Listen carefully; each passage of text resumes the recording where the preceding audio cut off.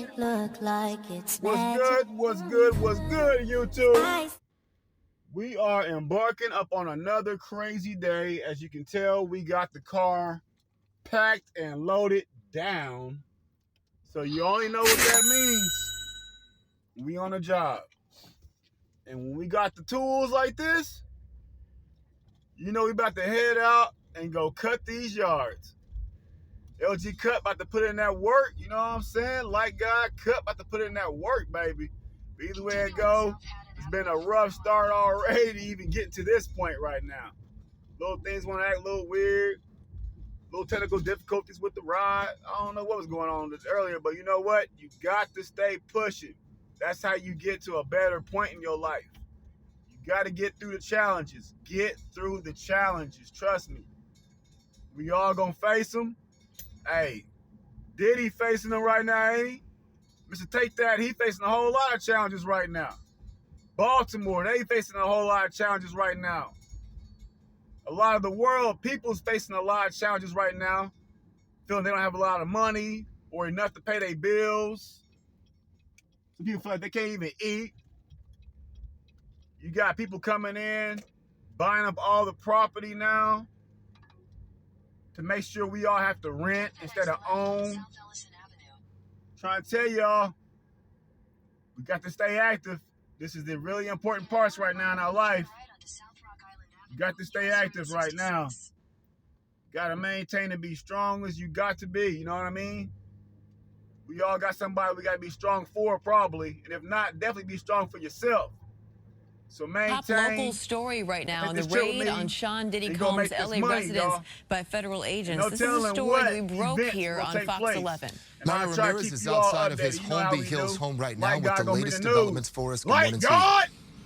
Stay tuned. Good morning. Quiet right now, but it was a chaotic scene with federal agents rushing into the home here behind me. There were two separate raids, one here in this upscale neighborhood, the other in Miami, both connected to a federal sex trafficking investigation. Take a look. Fox 11 was the first to show you the raid here locally, led by Homeland Security, heavily armored federal agents making their way into the home on Mapleton Drive, associated with rap mogul Sean Diddy Combs and his production company, Bad Boy Films. Dozens of agents searched the property for hours, leaving with boxes of evidence. A similar scene at the Miami Beach property listed in his name as well. The properties raided in connection to a sex trafficking investigation, although Department of Homeland Security officials haven't named Diddy as the focus. The 54-year-old has been at the center of several sexual assault and sex trafficking allegations in the last year. That's something Variety's executive music editor has been covering extensively. Listen. Been rumors like this for years, for decades, about this kind of behavior from him. I don't know whether they're true or not. You know, yes, he could be an unpleasant person. That is widely available on video. A lot of really successful people can be. Innocent until proven guilty, one would hope. And you can see him here, this video from TMZ showing the hip-hop producer pacing outside of a customs office at a Miami airport after the properties were raided. And this was also after he was reportedly stopped and questioned by federal agents moments before. Coming back out here live to the raid that was here in Holmby Hills yesterday, we did see a few people being detained by authorities, reportedly Diddy's two sons, who were questioned and released. Reporting live here in Holmby Hills, I'm Mario Ramirez. Back to you. All right, Mario, thank you very much. And now we're going to turn to Sean Diddy Combs, the investigation, and new images of the raids on the rapper's homes. Federal agents reportedly looking for evidence to back up allegations of sexual assault made by multiple accusers. Victor Kendo is in Los Angeles for us this morning. Good morning, Victor. Good morning, Michael. We're now getting an inside look at the aftermath of the raids inside Sean Diddy Combs' homes here in Los Angeles and in Miami. Also this morning, the fallout of another celebrity listed in one of the many civil lawsuits against Combs. This morning, new video showing the aftermath of those raids of the Miami and Los Angeles homes of embattled music mogul Sean Diddy Combs amid the firestorm of sex trafficking allegations. The video, obtained by TMZ, shows the inside of Combs' L.A. Holmby Hills mansion after Homeland Security investigators swarmed the home. Cabinets and safes left open, papers strewn. In Miami, new photos obtained by DailyMail.com showing bedrooms turned over, drawers gone through. Sources tell ABC News guns were found in both locations and investigators seized multiple electronic devices. Combs' attorney calling the searches a witch hunt, saying it was a gross overuse of military-level force. It looks like this case is heading towards a potential indictment. That is, if the evidence that they found, namely the electronics and the guns, can be tied to Sean Combs in any way in a human trafficking charges or other charges that he might be accused of. The searches reportedly aimed to gather evidence to corroborate accounts from several accusers who spoke with federal prosecutors. Thought I told you that we won't stop. I thought I told you that we won't stop. The 54-year-old hip-hop record label executive establishing Bad Boy Records in 1993. He's been the subject of multiple civil lawsuits, one of them from music producer Rodney Lil Rod Jones, who worked on Combs' The Love album, accusing him of sexual assault and suing him for $30 million, saying he groped, harassed, and threatened him, and he was grooming him to pass off to his friends. One of those friends, allegedly actor Cuba Gooding Jr., who was added as a defendant to the lawsuit the same day of the raids. If Cuba Gooding Jr. is found liable for these claims, just like an investigation seems to be ongoing for Sean Combs, a civil lawsuit could also launch a criminal case against Cuba Gooding Jr. ABC News has reached out to representatives for Gooding, but they have not responded. Combs denying all allegations against him, his attorney calling it a premature rush to judgment based on meritless accusations made in civil lawsuits. No criminal charges have been filed against Combs. He insists he is innocent and will fight every single day to clear his name. Michael? All right, thank you, Victor. Hi, everyone. George Stephanopoulos here. Thanks for checking out the ABC News YouTube channel. If you'd like to get more videos, show highlights, and watch live event coverage, click on the right over here to subscribe to our channel. And don't forget to download the ABC News app for breaking news alerts. Thanks for watching. World-renowned Dallas pastor T.D. Jakes is named in a federal lawsuit against musician Sean Diddy Combs. It's filed by a producer that worked with Combs. It discusses how the singer planned to leverage his relationship with the bishop to soften the impact on his public image of Casey Ventura's lawsuit. Ventura is a former girlfriend of Combs who filed her own lawsuit in November alleging abuse, violence, and sex trafficking. Meanwhile, Combs' lawyer is criticizing the raids at two of the hip-hop mogul's homes in a federal sex trafficking investigation. He called them an unprecedented ambush. It comes as we're getting a new look inside Combs' L.A. house after the search by federal agents. Carter Evans has details about what the feds have uncovered so far. Guns, cell phones, and other electronics are among the items taken from the homes of music mogul Sean Diddy Combs, according to a source familiar with the search warrant performed by federal agents at his properties in Los Angeles and Miami. TMZ says this video shows the aftermath of the raid inside Combs' L.A. mansion. Drawers empty, documents scattered, and safes opened and searched. Hours after the raid started, Combs was seen walking around the Miami Opa-locka airport, according to TMZ, which also obtained this video. Later, at the same airport, authorities arrested Combs' associate, Brendan Paul, and charged him with drug possession. In a civil suit filed against Combs by former music producer Rodney Jones, Paul was accused of being a drug and gun mule who allegedly aided Combs in sex trafficking. Yesterday, Diddy's lawyer called the law enforcement action nothing more than a witch hunt based on meritless accusations made in civil lawsuits.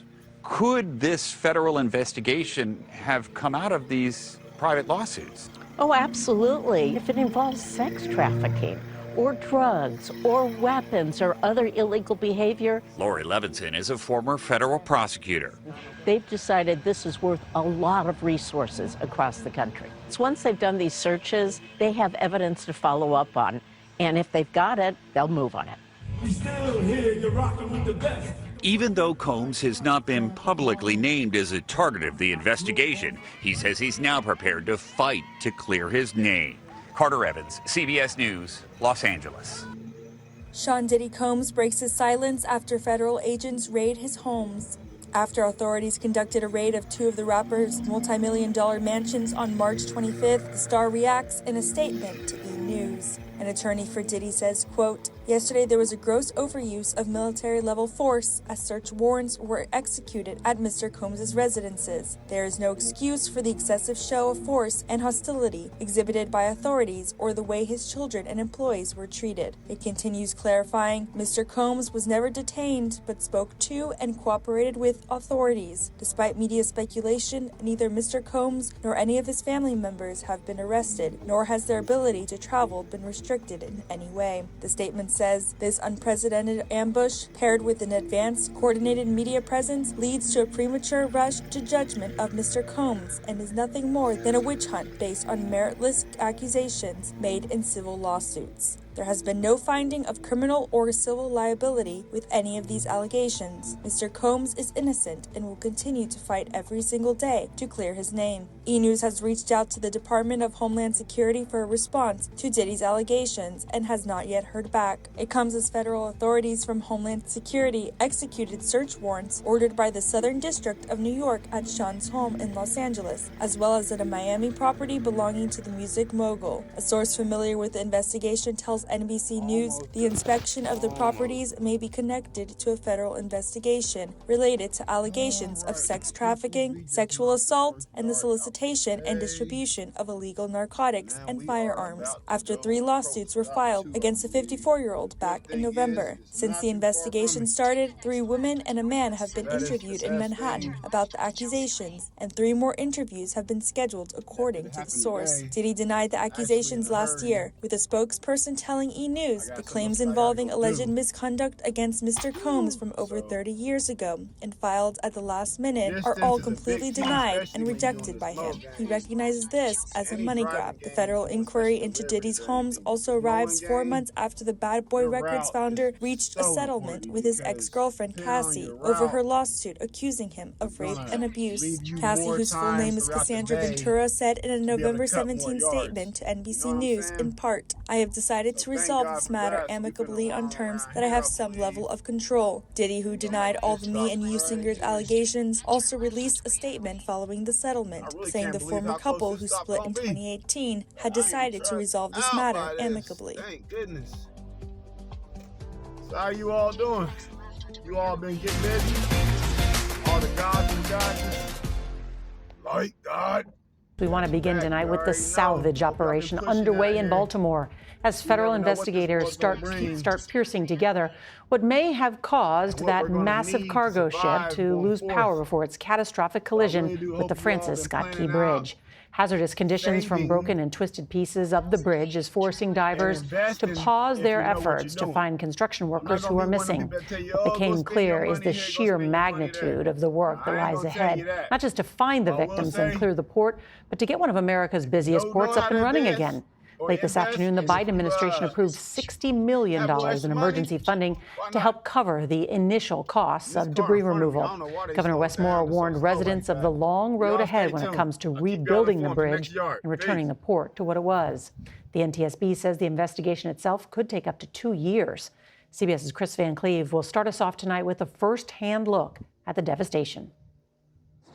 From the water, the scope of the accident is enormous. The cargo ship Dolly is almost as long as the Chrysler Building in New York City is tall. The wreckage sits where it fell early Tuesday morning, blocking access to one of the nation's busiest ports. We're surveying the damage with the commander of the Army Corps of Engineers. The president called me yesterday and we spoke for a few minutes, and he made it clear this was the U.S. Army Corps of Engineers' #1 priority. Will this be an around-the-clock effort? We're going to go 24/7. That sounds like a massive effort. It is a massive effort. General Scott Spellman's team will work with crews from the Navy and Coast Guard to begin the salvage efforts to clear the waterway and allow divers to recover the remaining 4 bodies believed to be trapped beneath the rubble. It's not just all this debris that you can see in this massive cargo ship. It's also everything that's sunk to the bottom. Tons of debris that's 50 feet down. It all has to come off the floor before this channel and the Port of Baltimore can reopen. Already there is a traffic jam of cargo ships unable to get in or out of the Port of Baltimore, plus 2 cruise ships that won't be able to return to the Charm City port that employs 8,000 people. This is a core economic engine for our state, and we have to make sure that our workers are protected. New video shows traffic early Tuesday morning on the Francis Scott Key Bridge and that construction crew filling potholes, moments before the dolly slammed into it. And now our first look on board the giant vessel as NTSB investigators work to gather evidence and continue interviews with the ship's 21-person crew. The dolly's voice data recorder shows about 90 seconds after the first sign of trouble, the onboard pilot called for help, asking nearby tugboats to respond. Less than a minute later, the Mayday call. Then, the devastating collision. The damage on board is extensive. Part of the bridge came down on the bow, leaving a deep gash. Cargo containers with hazardous material sit sheared open. When you get out here on the water and you look at that, you really get a sense for the massive effort that we're dealing with.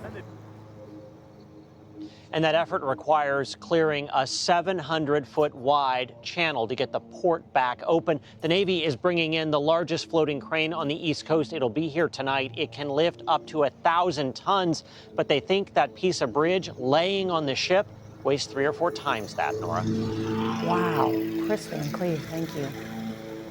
Let's begin in Baltimore, where divers have recovered 2 more bodies from that devastating bridge collapse. 4 victims are still missing, and meanwhile, federal investigators boarded the disabled cargo ship that crashed into the bridge to interview crew members and to recover the ship's black box.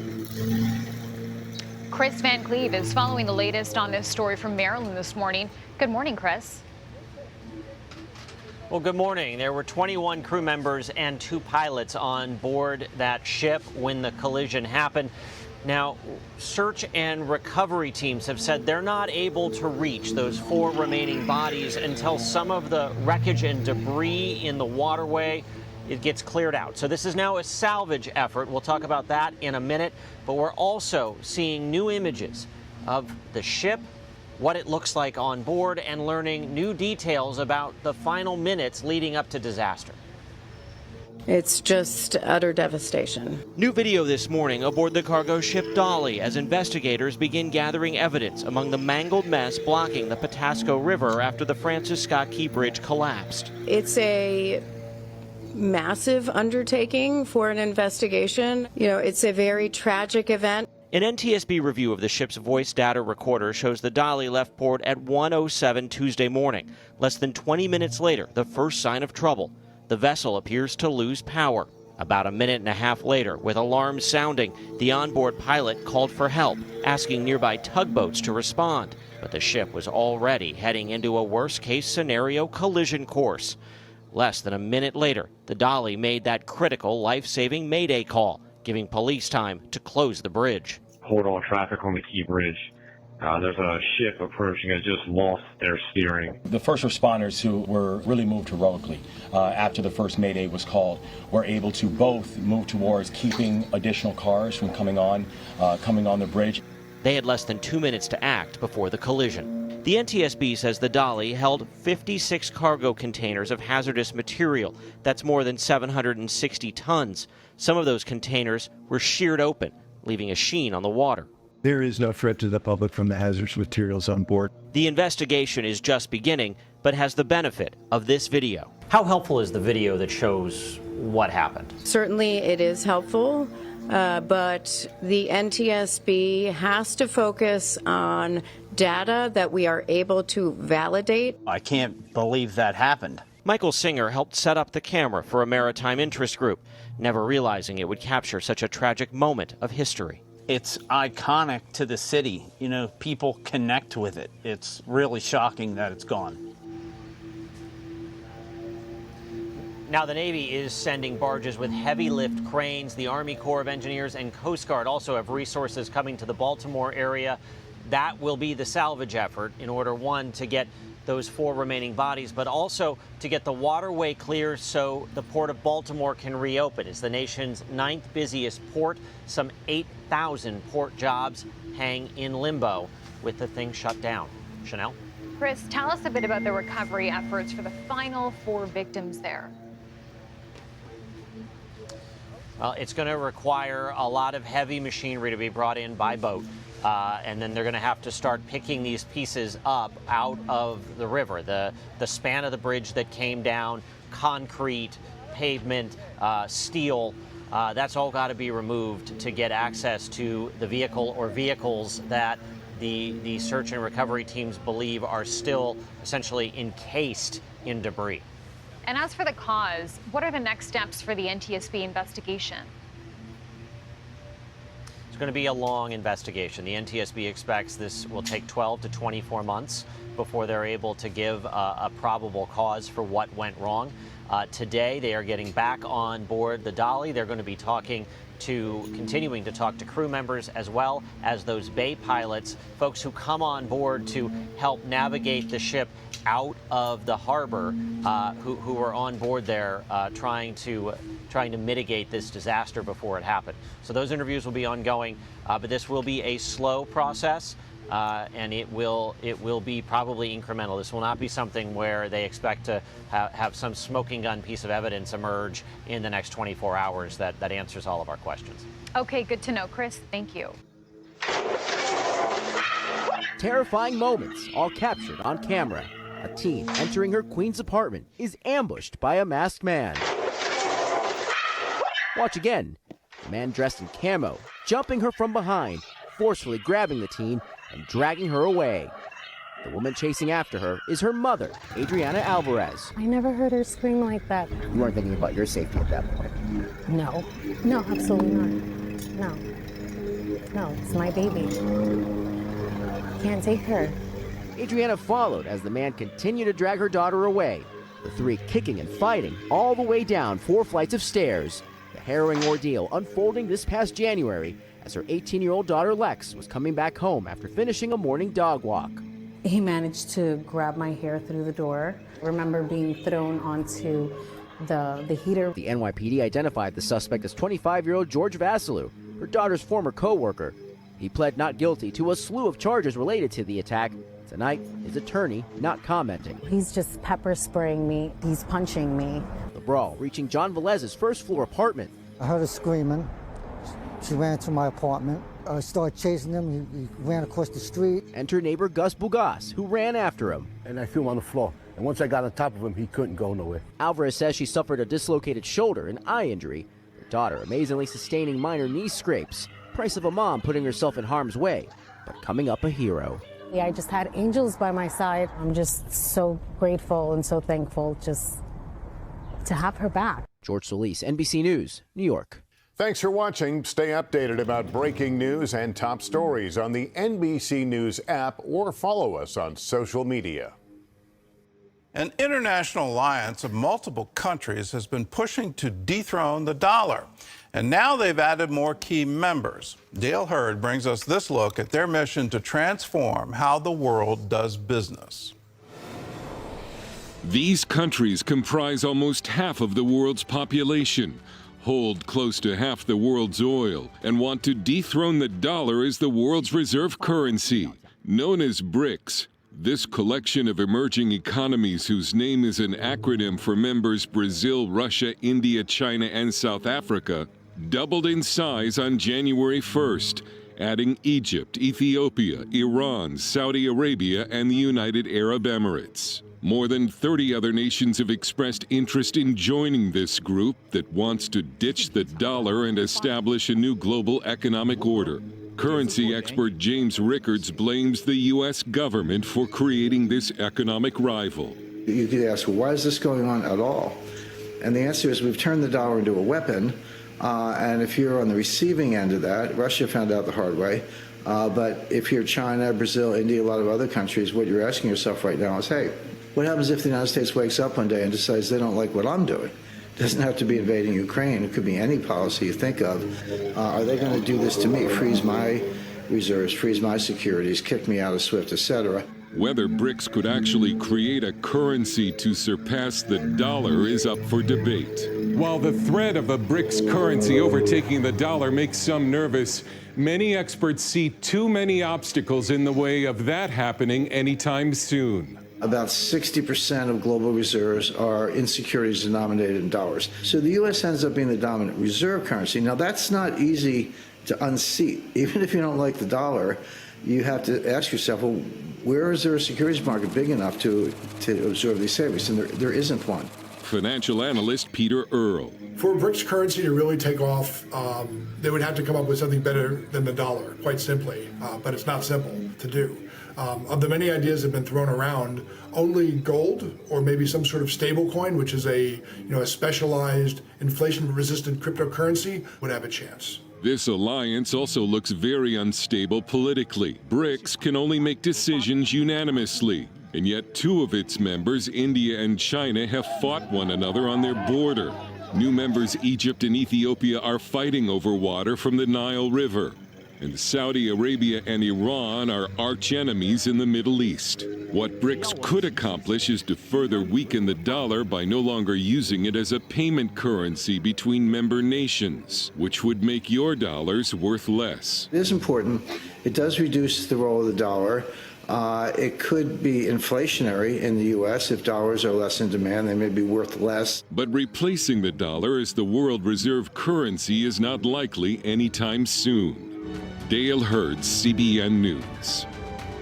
Well, it may be unlikely soon, but I think it's eventual. And the reason I think that is that they want to overthrow the dollar. A lot of that has to do with our own government and these the use of the dollar to float our own economy and to float our own deficit, which is now $32 trillion.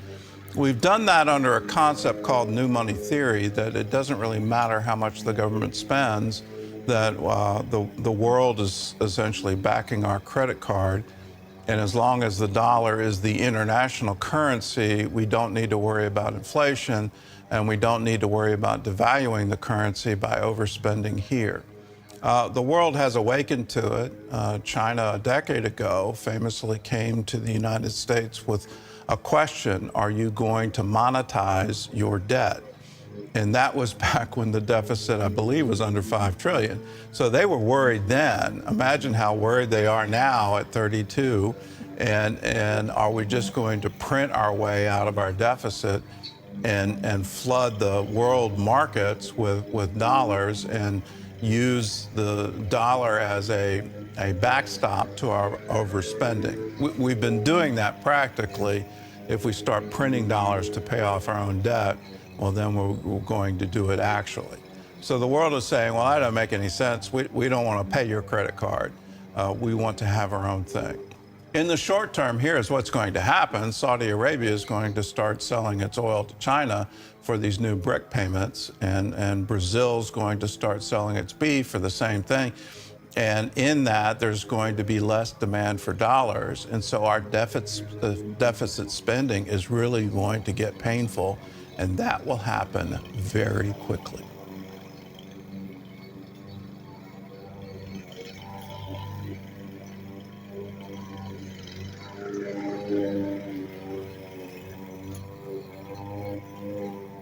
You make it look like it's magic. Oh, yeah.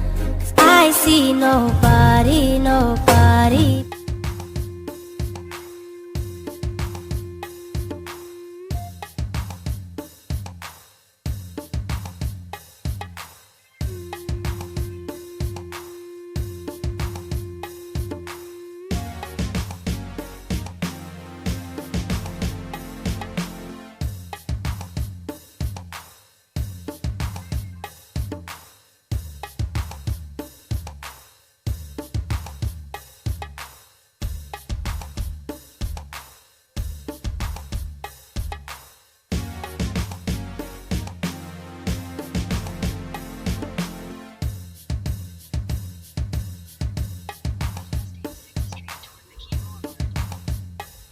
Got done with yard 2, everybody.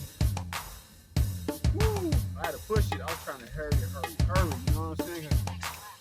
I gotta go make this appointment real quick, but hey, we got it done. We got 2, and we had a really late start today.